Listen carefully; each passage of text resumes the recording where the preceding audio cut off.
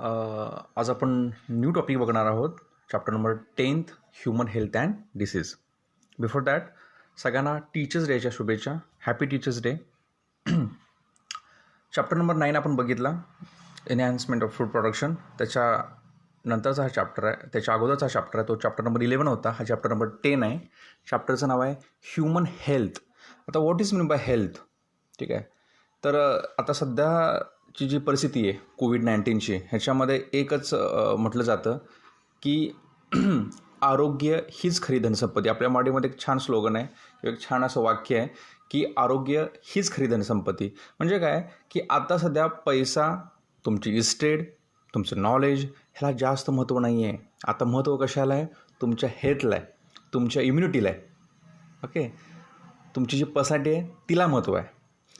म्हणजे काय की जर का तुमची तब्येत चांगली असेल, तुमची इम्युनिटी पॉवर चांगली असेल, तुम्ही जर शुगर फ्री असाल, शुगर फ्री म्हणजे लक्षात ठेवा की डायबेटिक पेशंट नसाल, तुम्हाला बी पीचा त्रास नाही, तुम्हाला कुठला हार्ट प्रॉब्लेम नाही आहे, तुम्हाला कुठलं लंग इन्फेक्शन नाही आहे, तर तुम्ही सध्याच्या परिस्थितीमध्ये टिकू शकताय, वाचू शकताय.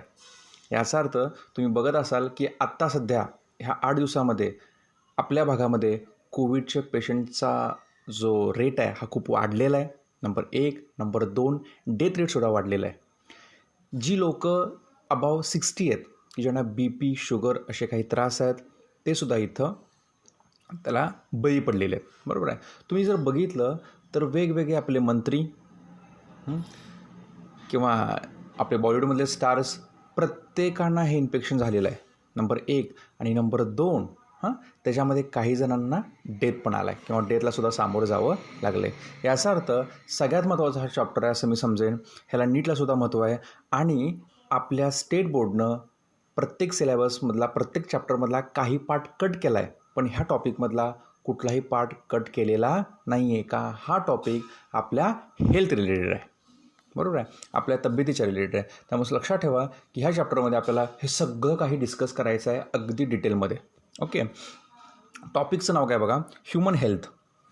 आता हेल्थ म्हणजे काय? पहिली गोष्ट, हेल्थ म्हणजे त्याची डेफिनेशन WHO म्हणजे वर्ल्ड हेल्थ ऑर्गनायझेशननं काय केलेली आहे? Health may be defined as state of complete, अशी एक स्टेट आहे, complete physical, mental and social well-being and not only absence of disease. बघा, खूप छान अशी त्यांनी डेफिनेशन केलेलं आहे WHOनं. ही एक माणसाची एक अशी अवस्था आहे की तिथं तो कम्प्लिटली फिजिकली फिट पाहिजे, मेंटली म्हणजे लक्षात ठेवा मानसिक, म्हणजे फिजिकली म्हणजे शारीरिक, ओके, मानसिक म्हणजे मेंटल, अँड सोशल वेलबिईंग म्हणजे सामाजिक. म्हणजे आपल्याला लक्षात ठेवा, माणूस हा समाजशील प्राणी आहे. मी तुम्हाला ह्याच्या आधीही सांगितलं होतं की जर समाजामध्ये जर आपल्याला जगायचं असेल तर जे समाजाला मान्य आहे तसंच आपल्याला जगावं लागेल. ठीक आहे. पुढचा जर आपल्याला म्हणला गुड मॉर्निंग, तर आपण पण त्याला गुड मॉर्निंग म्हणून दिलं पाहिजे. याचा अर्थ काय? आपलं सोशल वेलबिईंग चांगलं ठेवणं गरजेचं आहे. एखाद्याला मदत करणं गरजेचं आहे. ठीक आहे. एखादा कोण जर सांगत असेल तर त्याचं ऐकणं गरजेचं आहे. दॅट इज सोशल वेलबिईंग असं मी म्हणेन. ठीक आहे. म्हणजे फिजिकली तुम्ही फिट पाहिजे, नंबर 1. नंबर 2, तुम्ही मेंटली फिट पाहिजे. ठीक आहे. बरीच मुलं जनरली आता मी जर बघतो आहे की त्यांना जे काय सांगतात ते समजत नाही. त्यांचा IQ म्हणजे इंटेलिजंट क्वेश्चन हा कमी असतो. ठीक आहे. काही लोक विनाकारणच बडबडत असतात. म्हणजे प्रत्येकाची मेंटल जी स्टेट आहे ही वेगवेगळी आहे. प्रत्येकाचा IQ वेगवेगळा आहे.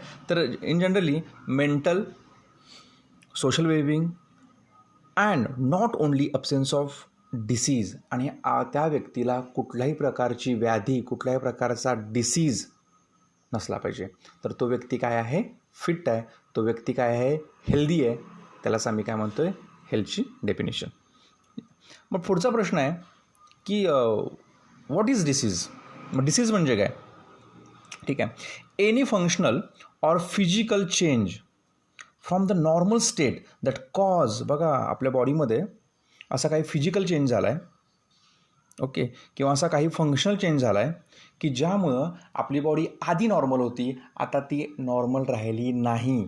म्हणजेच आपल्या बॉडीला मे बी काहीतरी इन्फेक्शन झाले, एखादा पार्ट डॅमेज व्हायला लागला आहे, किंवा एखादा पार्ट तात्पुरता त्याचं जे काय फंक्शन आहे ते व्यवस्थित परफॉर्म करत नाही आहे. फॉर एक्झाम्पल, हार्टचं फंक्शन काय आहे की बिटिंग करणं, तर ते व्यवस्थित बिटिंग होत नाही. मग ते काय होते? एकतर कमी होते किंवा एकतर जास्त होते.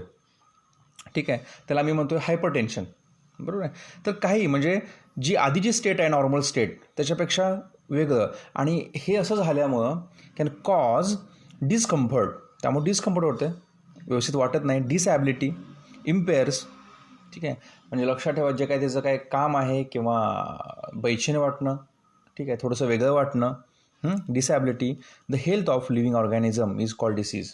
त्यालाच आम्ही काय म्हणतो आहे, डिसीज म्हणतो आहे. म्हणजे नॉर्मल स्टेटपासून तुम्ही ॲबनॉर्मल स्टेटकडे जात आहे आणि त्यामुळे तुम्हाला डिस्कम्फर्ट वाटतं आहे, इम्पेअर वाटतं आहे, तुम्हाला डिसॅबिलिटी वाटते, ह्यालाच आम्ही काय म्हणतो आहे, disease. In other words, malfunction of the body or part of the body with a specific symptoms is known as disease. दुसरी एक डेफिनेशन आहे अदर वर्डमधली. मालफंक्शनिंग म्हणजे काय, अकार्यक्षम of the body part. Body किंवा बॉडी पार्ट म्हणजे आपली बॉडी ही अकार्यक्षम होते, तिचं जे कार्य करण्याचं, फंक्शन करण्याचं जे काही जो रोल होता तो कमी पडायला लागला आहे. With a specific symptom. आता सिम्टम हा खूप महत्त्वाचा शब्द आहे. सिम्टम म्हणजे काय, लक्षणं किंवा लक्षणांचा समूह आपण त्याला म्हणतो आहे. आता फॉर एक्झाम्पल, डोळे लाल झालेत थोडेसे, नाक पण लाल झाले, नाकातून पाणी येते, डोळ्यातून पाणी येते, ठीक आहे, शिंका येतात, स्निझिंग व्हायला लागले, तर आपण काय म्हणतो, ही जर सगळी लक्षणं असतील तर कलेक्टिव्हली आम्ही काय म्हणतो आहे की कॉमन कोल्ड आहे, म्हणजे सर्दी झाली. बरोबर आहे. मलेरिया सगळ्यांना माहीत असेल, हिवताप. ठीक आहे, ताप येतो आहे रात्रीचा, दिवसा फ्रेश वाटतं आहे, ठीक आहे, थोडंसं डोकं दुखल्यासारखं वाटते, तर डॉक्टरांना एक अंदाज येतो, रात्रीचा ताप येतो आहे म्हणजे काय, मलेरिया. ठीक आहे, हाय फिवर एकदम, तर डॉक्टरांना जर समजते की बाबा मे बी हा टायफॉईड आहे. म्हणजे लक्षात ठेवा की जे सिम्टम्स आहेत, स्पेसिफिक सिम्टम्सवरून आपण सांगू शकतो की स्पेसिफिक कुठलं इन्फेक्शन झालं आहे. ठीक आहे, हे सुद्धा खूप इम्पॉर्टंट आहे आपल्या मेडिकल बायोलॉजीमध्ये. त्याला आम्ही म्हणतो आहे इटिओलॉजी. इटिओलॉजी म्हणजे काय, हे जी लक्षणं आहेत ह्यांचा अभ्यास करणं. बरोबर आहे. त्याचा अभ्यास करून डिसीज कुठला झाला आहे ह्याच्याबद्दलचं डॉक्टरांचं मत व्यक्त करतात. ह्याला आम्ही म्हणतो इटिओलॉजी. म्हणजे प्रत्येक डिसीजची जी इटिओलॉजी आहे, जे सिम्टम्स आहेत हे काय आहेत, डिफरंट आहेत. ठीक आहे, म्हणजे आपल्याला हे ह्युमन हेल्थ रिलेटेड, आपल्याला ह्युमनची हेल्थ बघायची आहे, बाकी कुठल्याही ॲनिमलची हेल्थ आपल्याला इथे डिस्कस करायची नाही आहे. मग ह्युमन हेल्थ काय आहे, कशावरती डिपेंड आहे. ठीक आहे, आता कॅन यू रिकॉलमध्ये दिलेलं आहे बघा याच्यामध्ये. इथं generally individuals are conscious about their health. So define health, आपण हेल्थची डेफिनेशन बघितली. का आता आपण हेल्थ, इथून पुढं आपल्याला वेगवेगळे डिसीजांना सामोरे जायचं आहे. मग हे सामोरे जात असताना सगळ्यात महत्त्वाची आहे आपली इम्युनिटी. ते आपण पुढं बघणार आहोत. ठीक आहे, 10.1मध्ये. मग ही इम्युनिटी काय आहे, इम्युनिटीचे किती प्रकार आहेत. बरोबर आहे. इम्युनिटी जी आईकडून आपल्याला मिळालेली असते तिला आपण काय म्हणतो, तर तिला आपण इनबॉर्न इम्युनिटी म्हणतो. जी इम्युनिटी आपल्याला उभ्या आयुष्यात डेव्हलप करायची आहे तिला आम्ही ॲक्वायर्ड इम्युनिटी म्हणतो. की ह्याच्यामध्ये एक्झरसाइज आला, ह्याच्यामध्ये प्रोटीन डाएट आला, ह्याच्यामध्ये आपल्याला सगळे विटॅमिन्स घ्यायचे आहेत आणि आपल्याला काय करायचं आहे, आपली इम्युनिटी वाढवायची आहे. बरोबर आहे. मग कॅन यू रिकॉलमध्ये सेकंड क्वेश्चन बघा, define infection. Define infectious and non infectious disease and give their example. आता थोडंसं मी याच्यापेक्षा एक्स्ट्रा सांगतो. आता जे डिसीज आहेत, ओके, डिसीज तुम्हाला का आलं, डिसीज म्हणजे काय, malfunction of the body or part of the body with a specific symptom is non as disease. आपण डिसीजची डेफिनेशन बघितली. आता त्याच्या पुढचा प्रकार टाईप्स ऑफ डिसीज. म्हणजे डिसीज किती प्रकारचे आहेत, तर ब्रॉडली डिसीज हे 3 प्रकारचे आहेत. इथं फक्त दिलेलं आहे infectious disease and non infectious disease. बरोबर आहे. तर पहिला जो प्रकार आहे तो अगदी बरोबर आहे, इन्फेक्शियस डिसीज. त्याला दुसरं नाव आहे कम्युनिकेबल डिसीज, की जे कम्युनिकेट करतो आपण एकमेकाला, त्यावेळी आपल्याला हे एकमेकाला होत असतात. आता सध्या कोरोना हा सुद्धा लक्षात ठेवा कम्युनिकेबल डिसीज आहे. ठीक आहे, हा इन्फेक्शियस डिसीजमध्ये येतो आहे. जो सेकंड आहे non communicable or non infectious disease. हा डिसीज जर एका व्यक्तीला झाला, एका पर्सनला झाला, तो दुसऱ्या पर्सनला कम्युनिकेट केल्यावरती स्प्रेड होत नाही आहे, म्हणून ह्याच्यापासून इतका धोका नाही आहे, म्हणून आम्ही ह्याला म्हणतो आहे non communicable or non infectious disease. जो थर्ड नंबरचा डिसीज आहे त्याचं नाव आहे कंजनायटल डिसीज ऑर जेनेटिक डिसऑर्डर. आता ह्याला रिस्पॉन्सिबल जीन्स आहेत, म्हणून आम्ही ह्याला म्हणतो आहे हेरिडिटरी डिसीजेस. म्हणजे काय, जे डिसीज आजी आजोबांना आहेत, पप्पा मम्मीना आहेत, आणि ते डिसीज जर तुम्हाला होत असतील तर ते कुठले कॅटेगरीमध्ये येतात, कंजनायटल. ते कुठल्या कॅटेगरीमध्ये येतात, जेनेटिक. ओके. तर हा जेनेटिक डिसऑर्डर. पहिल्यांदा बघूया आपण communicable diseases. These diseases are caused by pathogen such as viruses, bacteria, rickets, calamity, fungi, protozoa, flatworm, roundworm. बघा हे आपल्याला 11th झालं होतं किंगडम ॲनिमल ठीक आहे. फ्लॅटवर्म, राऊंडवर्म, प्लॅटेलमेंथिसमधले ॲनिमल, ॲस्केलमेंथिसमधले काही ॲनिमल, ठीक आहे, किंवा प्रोटोझो आहेत, प्रोटिस्ट, ओके, किंवा काही फंगी आहेत, काही मोनेरामधले काही ऑर्गॅनिझम आहेत, काही व्हायरसेस आहेत, काही बॅक्टेरिया आहेत. ह्याच्यामुळं जर का आपल्याला डिसीज होत असतील तर त्याला आम्ही काय म्हणतो आहे, कम्युनिकेबल, दॅट इज इन्फेक्शियस. मग हे 1% टू अनदर पर्सन किंवा जे कम्युनिटीमध्ये किंवा ह्याला आपण म्हणतो आहे की आता सध्या समूह संसर्ग वाढलेला आहे कोरोनाचा, तर त्याचं कारण हेच आहे. कोरोना हा व्हायरस आहे, त्याचाही स्टडी आपल्याला डीपमध्ये ह्याच्यामध्ये करायचं आहे. ह्या चॅप्टरमध्ये कोरोनाविषयी सुद्धा इन्फॉर्मेशन फोकस केलेली आहे. सेकंड बघूया आपण नॉन कम्युनिकेबल डिसीजेस. म्हणजेच काय, non infectious diseases. These disease are not spread to other person among non infectious disease. Cancer is the major cause of death. आणि ह्याच्यामध्ये एक महत्त्वाचा जो प्रकार आहे तो आहे कॅन्सर, ठीक आहे. There are 4 types of non communicable disease. आता ह्याच्यामध्ये 4 प्रकार आहेत आणि ह्याच्यातलं महत्त्वाचं उदाहरण आहे कॅन्सर. कॅन्सर जर एका व्यक्तीला झाला की तो एका व्यक्तीपासून दुसऱ्या व्यक्तीला काय होत नाही, ट्रान्सफर होत नाही. याचाच अर्थ तो कसा आहे, नॉन इन्फेक्शियस आहे. याचा अर्थ तो कसा आहे, नॉन कम्युनिकेबल आहे. त्याच्यामधलं 4 प्रकार आहेत नॉन इन्फेक्शियसमध्ये. त्यातला पहिला प्रकार आहे डिफिशियन्सी डिसीज. हे खूप महत्त्वाचं आहे, आपण ऑलरेडी बघितलेलं आहे. डिफिशियन्सी म्हणजे काय, तुमच्या बॉडीमध्ये काहीतरी कमी पडतं आहे आणि ते कमी पडलेलं आपली बॉडी सांगत असते एखादं सिम्पटम सांगून की हे तुम्ही खावा. आता चेहऱ्यावरती जर डाग पडत असतील तर याचा अर्थ आपल्यामध्ये व्हिटॅमिन सी कमी आहे बरं का, ठीक आहे. आपले हात, पाय, डोळे हे पिवळे पडत असतील तर आपल्यामध्ये रक्त कमी आहे, म्हणजे HB कमी आहे. हे सिम्पटम्स आहेत, ठीक आहे. तसं त्याला आम्ही म्हणतो आहे deficiency disease. These disease are caused by deficiency of nutrients. बघा आपल्यामध्ये न्यूट्रियंट्स कमी पडतात. नंबर 2 इस्पेशली हार्मोन्स कमी पडतात. हार्मोनल इन्फ्लुएन्स आपल्या बॉडीमध्ये कमी पडतो आणि काहीतरी सिम्पटम्स आपल्याला जाणवू लागतात. याचा अर्थ त्याला मी काय म्हणतो आहे, डिफिशियन्सी डिसीज. सगळ्यांना आपण बघितलं होतं 11th स्टँडर्डमध्ये की डायजेशनमध्ये की मरॅस्मस आणि वॉशवॉर्कर डिसीज हे इन्फंटमध्ये होणारे प्रोटीन डिफिशियन्सी डिसीज आहेत. म्हणजे जर त्या बाळाला प्रोटीन कमी पडत असेल आईच्या दुधामधून किंवा ब्रेस्ट फिडिंगमधून तर त्याला मरॅस्मस किंवा वॉशवॉर्कर हा डिसीज होऊ शकतो. बेरीबेरी हे विटॅमिन बीच्या डिफिशियन्सीमुळे डिसीज होतं. स्कर्वी हा विटॅमिन सीमुळे होणारा हा डिफिशियन्सी डिसऑर्डर आहे स्कर्वी. डायबिटीज हा इन्सुलिनच्या डिफिशियन्सीमुळे होणारा डिसीज आहे, इन्सुलिन, बरोबर आहे. मग insulin deficiency leads to disease diabetes mellitus. म्हणजे लक्षात ठेवा की डिफिशियन्सी डिसीज जे आहेत हे न्यूट्रियंट्स हार्मोन जर कमी पडले तर हे होतात. Number second degenerative disease. हे नीटसाठी खूप इम्पॉर्टंट आहे, मी म्हणून एक्स्ट्रा हे सांगतो आहे. सेकंड आहे डिजनरेटिव्ह डिसीजेस. आता डिजनरेशन म्हणजे काय, एखादी गोष्ट खराब होणं, डिजनरेट होणं. मग आपल्या बॉडीमध्ये काय खराब होणार आहे, ऑर्गन खराब होणार आहेत, ब्लड वेसल्स खराब होणार आहेत, बरोबर आहे, किंवा एखादी सिस्टीममध्ये काहीतरी इम्पेअरमेंट होणार आहे. मग these disease are due to malfunctioning of some important organ. For example heart disease are due to the abnormal working of some body part. म्हणजे आपण एक्झाम्पल घेऊया की हार्टमध्ये कार्डियक मसल्स आहेत, हार्टमध्ये सिस्टीम आहेत काही किंवा काही कंडक्टिंग सिस्टीम आहेत. ह्याच्यामध्ये जर काहीतरी प्रॉब्लेम आला तर हार्टमध्ये प्रॉब्लेम येतो आणि हार्टमध्ये प्रॉब्लेम आला तर बाकी ऑर्गनला प्रॉब्लेम येतो, ठीक आहे. म्हणजे हा जो टाईप झाला तो कुठला झाला, डिजनरेटिव्ह डिसीज. सेकंड आपण एक्झाम्पल घेऊया, आपण बघितलं होतं 11th स्टँडर्डमध्ये की किडनीमध्ये कुठल्या सेल्स आहेत, structural and functional unit of kidney nephron.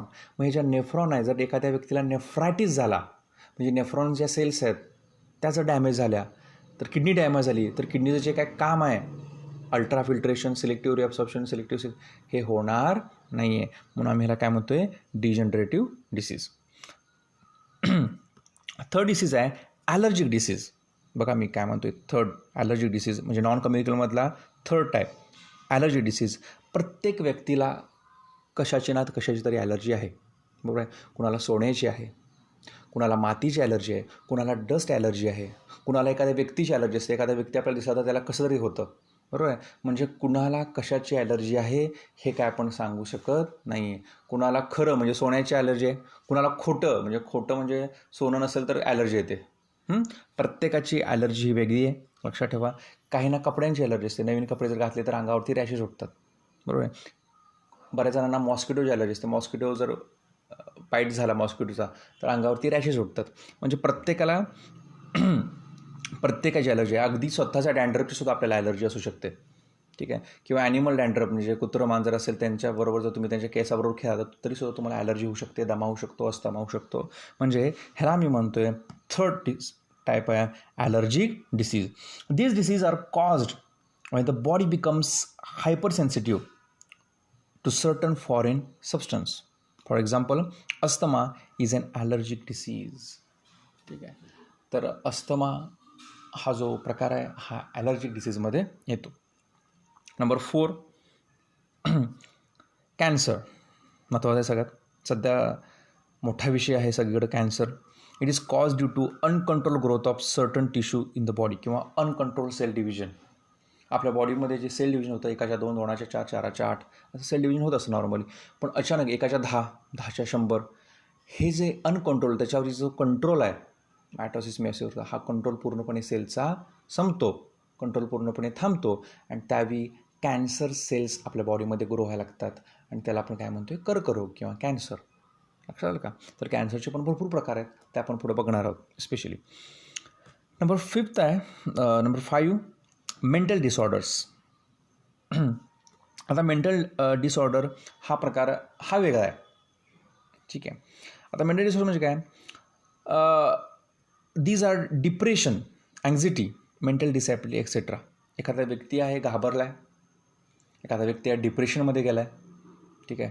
आता सध्याचं उदाहरण तुम्हाला माहिती आहे सुशांत सिंग राजपूत मग डिप्रेशनमध्ये गेला होता असं बोललं जातं, ठीक आहे. मग एखादा व्यक्ती डिप्रेशनमध्ये का जातो त्याची कारणं म्हणजे तो सुशांत सिंग आधी लक्षात ठेवा नॉर्मल होता, ठीक आहे. तो IITचा स्टुडंट आहे असं मला समजलं आहे. याचा अर्थ तो आधी त्याचा मेंटल परफॉर्मन्स हा चांगला होता, तो नॉर्मल होता. मग तो ॲबनॉर्मल झाला म्हणजे डिप्रेशनमध्ये गेला म्हणजेच त्याच्यावरती काहीतरी आघात झालेत त्याच्या मनावरती.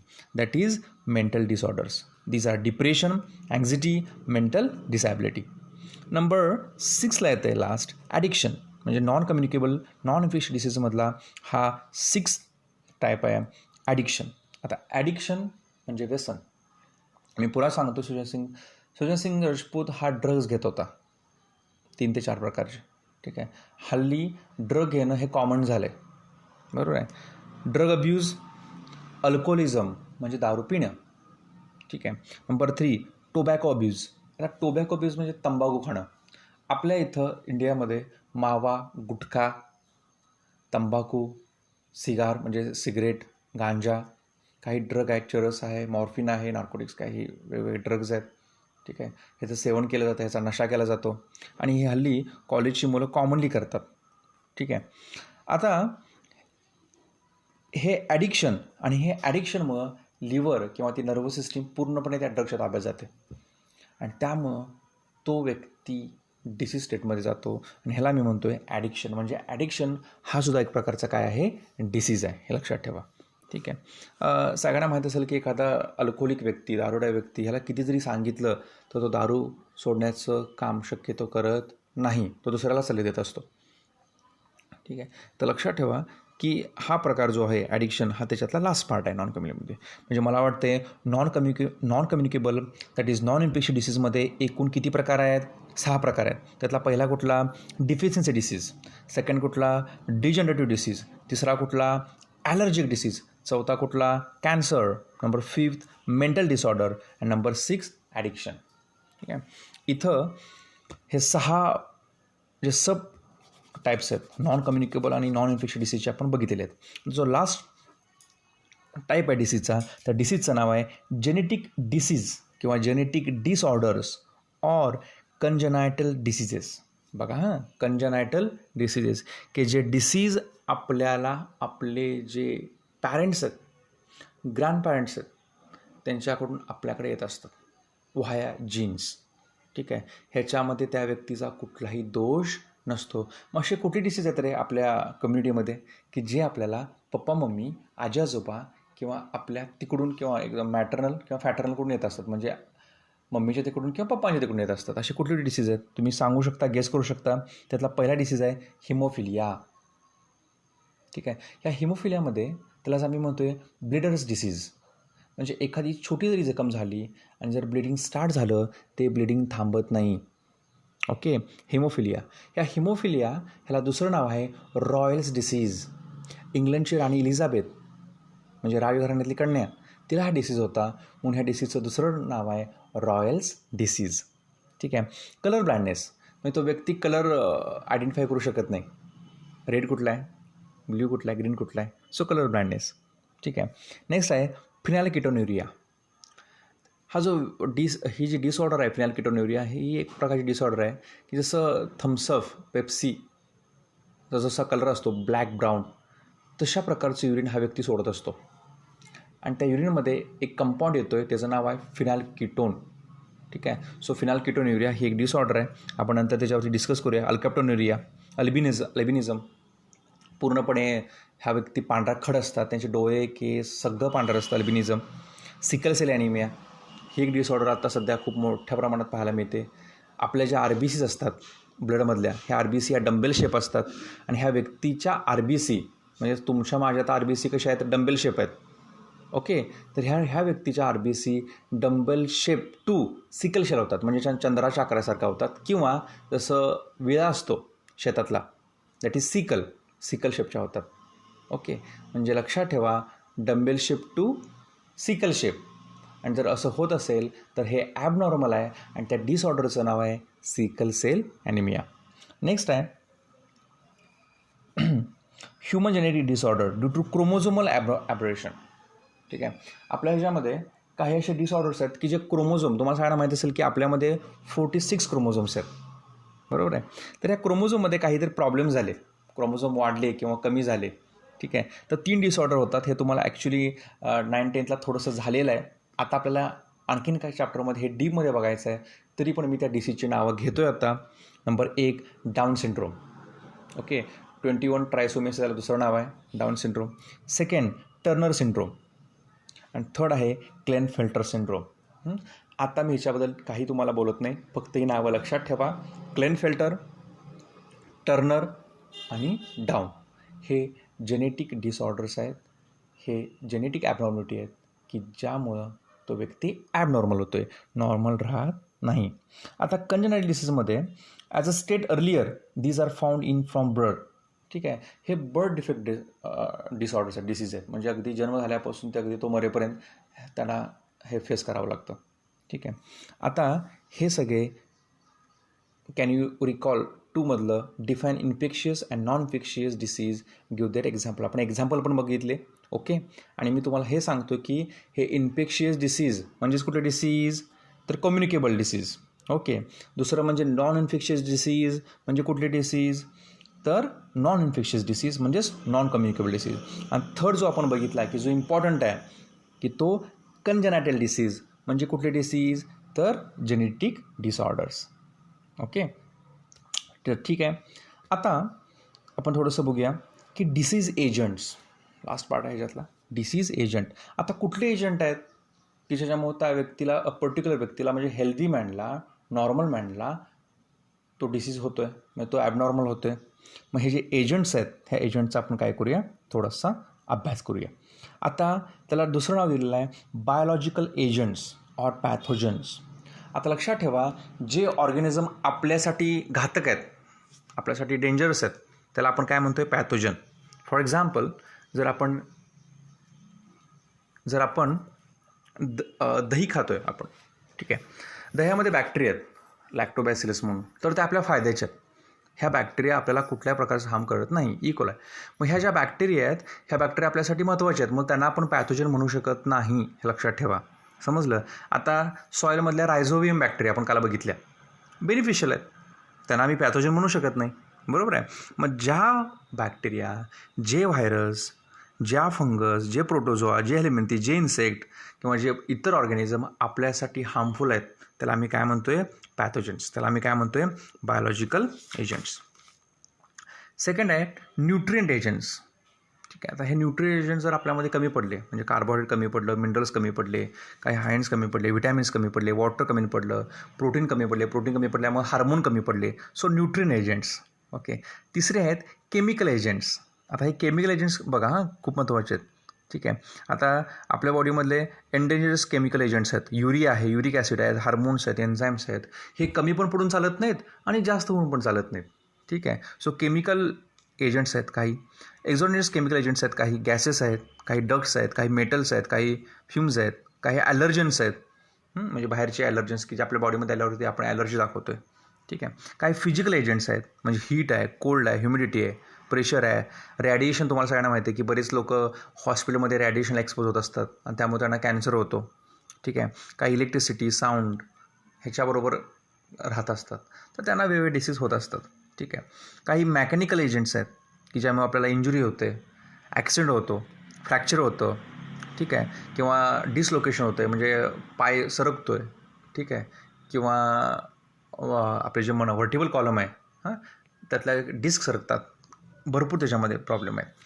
आणि काही जेनेटिक डिसऑर्डर्स आहेत ज्याच्यामध्ये जेनेटिक ह्याच्यामध्ये डिफेक्ट असतो. ठीक आहे, तर आता आपण फक्त इंट्रोडक्शन बघतो आहे. आता आपल्याला काय पाहायचं आहे. ठीक आहे, every day we are expose to various foreign bodies including infectious agent like bacteria, virus, etc. Despite a constant exposure to variety of pathogen, most of the remain healthy. म्हणजे ह्याने असं सांगितलेलं आहे आपल्या टेक्स्टबुकमध्ये की आपण रोज भरपूर इन्फेक्शनचा मुकाबला करत असतो आहे. मग इन्फेक्शन आपल्याला आपल्या ओरल कॅव्हिटीमधून येत असतं, आपल्या डोळ्यातून येत असतं, नाकातून येत असतं, आपल्या स्किनमधून येत असतं, तरी पण आपण हेल्दी राहतो. बरोबर आहे. मग आपण हेल्दी का राहतो, तर आपल्या बॉडीमध्ये कुठली सिस्टीम ॲक्टिव्ह असते, तर त्या सिस्टीमचं नाव आहे immuno system. Okay. This is due to fact that human body has ability to resist almost all types of these foreign bodies. The system which protect us from a various infections agent is called immune system. Resistance is the ability to prevent the damage or disease through our defense mechanism. ठीक आहे, तर याच्यामध्ये हे mechanism खूप important आहे. आणि next लेक्चरला म्हणजे आपण उद्या इम्युनिटी म्हणजे काय, इम्युनिटीचे टाईप्स काय, हे आपण डीपमध्ये स्टडी करणार आहोत. आजचा होमवर्क तुम्हाला एवढा आहे की टाईप्स ऑफ डिसीज मी तुम्हाला सांगितलं. एक हेल्थची डेफिनेशन तुम्हाला लिहायची आहे. नंबर 2 डिसीजची डेफिनेशन तुम्हाला लिहायची आहे, जी इम्पॉर्टंट आहे. ह्या टॉपिकमध्ये कुठलाही जरी प्रश्न विचारला, तुम्ही हेल्थ आणि डिसीजवर डेफिनेशन दिली तर तुम्हाला 1 मार्क तुम्हाला इझिली मिळून जाईल. नंबर 2 टाईप्स ऑफ डिसीज मी तुम्हाला शिकवलं आहे. त्याच्यामध्ये 3 प्रकार आहेत, communicable, non communicable and congenital disease. हे 3 डिसीज आहेत. बरोबर आहे. तर त्यातलं कम्युनिकेबलचे एक्झाम्पल लिहा, नॉन कम्युनिकेबलचे एक्झाम्पल लिहा. नंबर 3 नॉन कम्युनिकेबलचे एकूण 6 प्रकार आहेत, addiction, mental disorder, cancer, allergy, degeneration, deficiency. त्याच्याबद्दल थोडीशी इन्फॉर्मेशन लिहा. आणि लास्ट कंजनायटल डिसीज, की जे डिसीज आपल्याला काय होतात, जेनेटिकली होतात, पॅरेंट्सकडून होतात, त्यांना आम्ही काय म्हणतो, कंजनायटल ऑर जेनेटिक डिसऑर्डर. ठीक आहे. पुन्हा आपण काय बघितलं, डिसीज एजंट्स बघितले. पुन्हा आपण काय बघितलं, तर त्याच्यामध्ये biological agents, pathogen, nutrient agents, physical agent बघितले, मेकॅनिकल एजंट बघितले, जेनेटिक एजंट बघितले. तर हे सगळं आज आपण बघितलं. उद्या नेक्स्ट पार्ट म्हणजे आय थिंक मंडेला आपण बघूया. हा सगळा होमवर्क पूर्ण करून घ्या. थँक्यू.